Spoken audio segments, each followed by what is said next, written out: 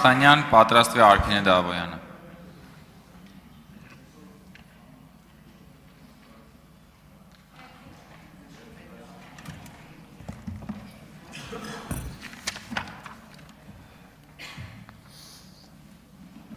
Բարև ձեզ, ուզում եմ ողջունել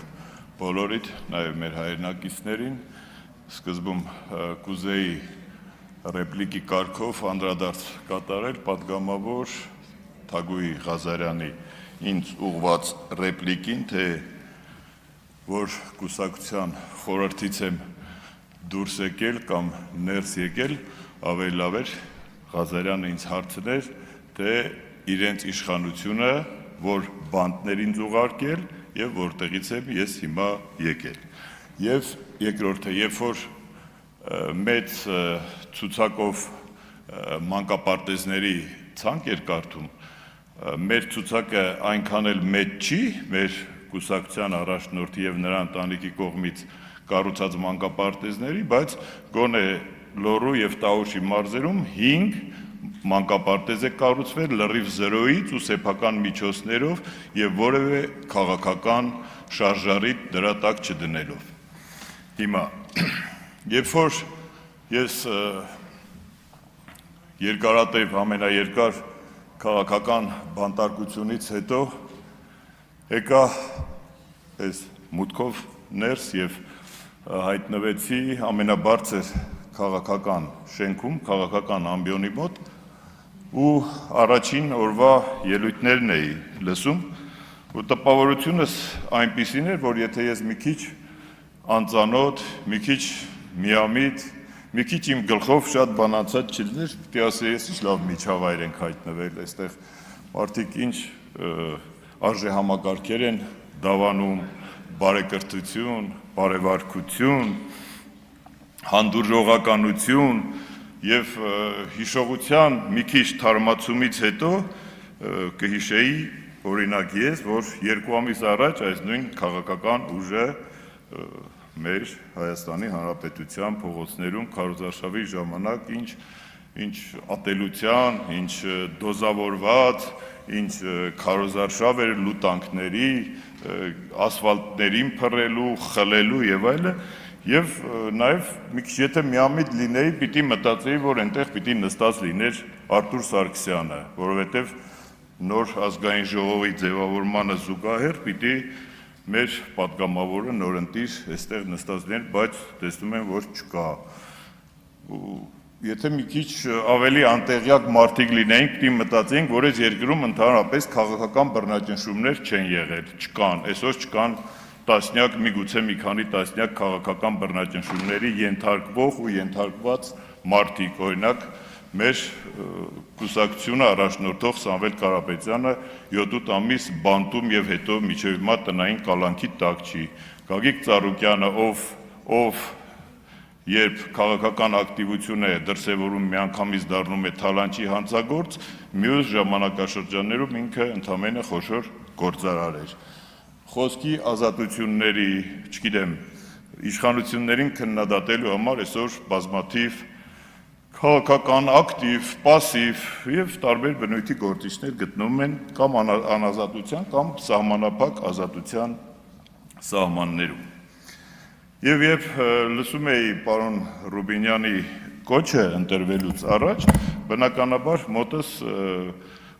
հարց չէր առաջանում, որովհետեւ մարդը նոր ստանձնում է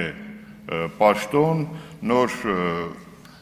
հիմնարկ, այսպես ասած, կազմակերպություն, որպես վարչական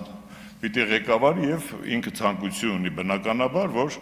խաղաղ, հանդուրժողականության, կառուցողական մթնոլորտում ընթանան աշխատանքները։ Պարոն Կոնջորյանի մասին ինքը հայտնի է նաև իր, ինչպես մեր գոլեգաները նշեցին, պերճախոսությամբ ես էլ եմ տեղյակ, բավականին գիտակ, անձնավորություն, այսինքն ինքը կարողանում է իր հարցերը լուծել, բայց ես սիրով սպասում էի անկեղծ ասած Վահագն Ալեքսանյանի ելույթին, որ տեսնեմ մեզ որտեղ են գցում այս բարևարկության բանի, մեկ է պարոն Ալեքսանյանը հենց սկսեց ընտրակաշառքների թեմա մտավ, ասի հոп, կասկածներս խորարում են, բայց ամեն դեպքում մերժում չկա, գնում, ինչպես, ինչ անում,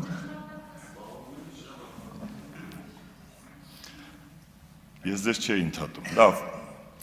Ու չէ, ես վատ բան չեմ ասում, ձեզ թվում է թե վատ բան եմ ասում, չէ։ Ու հասկացա, որ մի քիչ պիտի մտորենք, հասկանանք այս բարևարկության process-ը միայն մեզ է վերաբերվում, բայց մենք ոչ մի կներեք կռիվ, ինչ-որ վեճ, վիճաբանություն դեռ չենք կարել կիր դաստիարակված ընտանիքներում մեծացած մարդիկ ենք բոլորս, հլա ես այնքան էլ տուժված, որ դժվար գամ ու միանգամից սկսեմ ինչ-որ կռիվ դավի անել եւ հասկացա, որ այդ բարևարկությունը պիտի որ ձեզ վերաբերվի։ Չկներեք, ասենք անկեղծ, ես այսօր ոչ մի իմ մասին չի էլի իմ ելույթը, որ մտածեք, թե ես ինչ-որ միտեղ տուժել եմ, երբեք ինձ տուժող չեմ համարել, ես գիտեմ ինչի եմ վերջը ազատազրկվել, ինչ կա դրա տակ ու հա դժվար է վատա, բայց բողոք պահանջ այս պահին գոնե չունեմ։ Ու հետո երբ որ մենք լսում ենք խորհրդարանում, ես մի քիչ վերջին տարիներին տասնամյակի ընթացքում գուցե մի քիչ նաև քաղաքական հոտառություն ու փորձառություն եմ նաև ձեռք բերել, ու ինձ թվում էր այս հարթակը քաղաքական իրոք, ինչպես մեր Նարեկ Կարապետյանը նշեց, քաղաքական մտքի դարբնոց պիտի լինի, ինչ-որ մտքերի գեներացման մանավար նոր ուժ է եկել, որը որ դեռևս փորձարկված չի, ասենք քաղաքականության մեջ, գուցե ինչ-որ այդ մտքերի փոխանակության, գեներացիայի ընթացքում մենք կստանանք ինչ-որ պրոդուկտ, չգիտեմ, որը օգուտ կլինի գուցե մեր երկրին, մեր ազգին, հասարակությանը, բայց ինչի բախվեցինք մենք, ես տեսա կներեք, 8 տարվա իշխանություն եք դուք, մենք նոր ենք, մենք հնարավոր է քաղաքական ինչ-որ մեծ գեներացիաներ մեր մոտ դեռևս չունենանք, նոր ստեղծվի, բայց դուք 8 տարվա իշխանություն եք, 8 տարվա քաղաքական պայքարի գոնե թե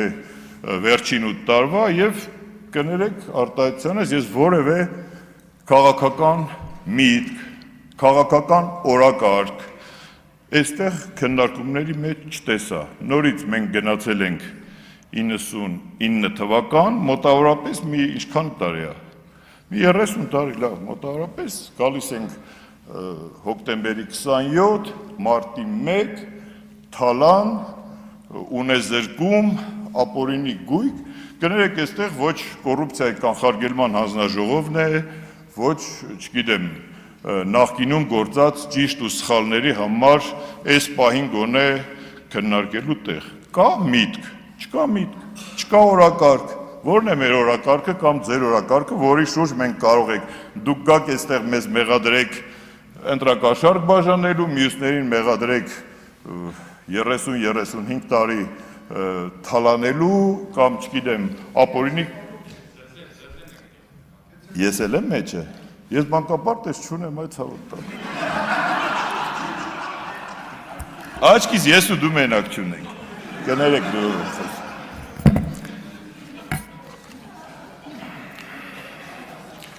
բայց կներեք այստեղ երբ որ մենք բոլորս նաև գիտենք, հասկանում ենք, որ Հայաստանի սահմանադրությամբ մեր երկիրը պարլամենտական երկիր է, հետևաբար, այստեղ ոչ միայն ծնվում են քաղաքականությունը, միտքը, օրենքները, այստեղ ծնվում են վարչապետներ, նախարարներ, չգիտեմ, ամբողջությամբ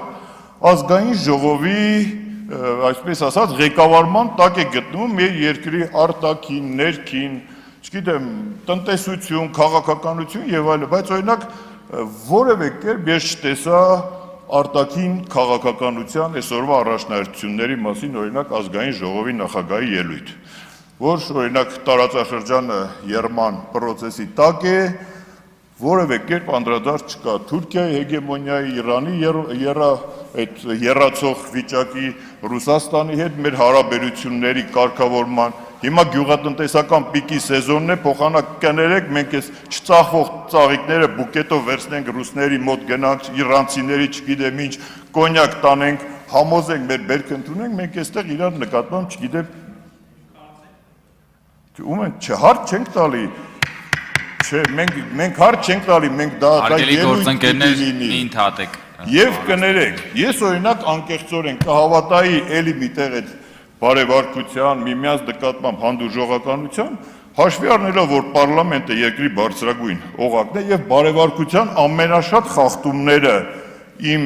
դիտած ազգային ժողովում թույլ է տվել կներեք Հայաստանի Հանրապետության վարչապետը իր ելույթներով ես կուզենայի օրինակ տեսնել, որ պարոն Ռուբինյանը կառավարության ծրագրի ներկայացման ժամանակ թող հորդորի ձեր կուսակցության առաջնորդին կամ ձեր առաջնորդին, որ այդ բարեվարկությունը բազմակողմանի պահպանվի, ոչ թե միայն մեզ հորդորեք,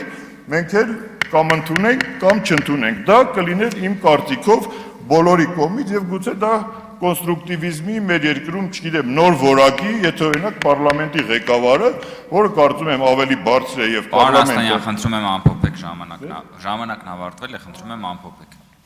Լավ, կներեք, այդ չհասցրեցի ամեն ինչ ասել, ամեն դեպքում բերեք չմոռանանք մեր հասարակության առաջ մենք ինչ ենք ստանձնել եւ ինչու ենք գտնվում պարլամենտում։ Մեր նպատակը կներեք, քաղաքական դիսկուրս է, պարլամենտարիզմ է, մեր նպատակը ձեզ իշխանությունից հեռացնելն է։ Հիմա մենք կաշխատենք ձեզ հեռացնել բարեկրթության մթնոլորտում։ Ընդամենը այսքանը ուրիշ բան չունեմ ասել։ Զգուշորեն հեռացեք, պարոն Աստանյան ամբիոնի մոտից։ Զգուշորեն հեռացեք ամբիոնի մոտից։